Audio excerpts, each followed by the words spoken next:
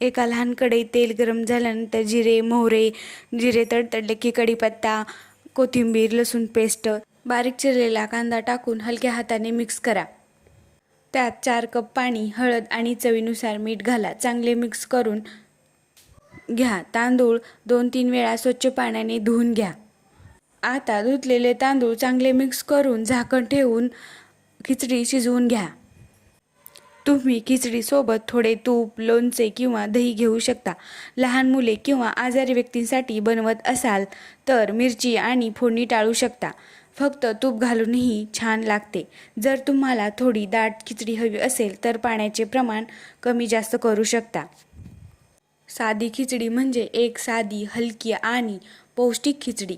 ही सहसा आजारी असताना किंवा हलके अन्न खाण्याची इच्छा असताना बनवली जाते.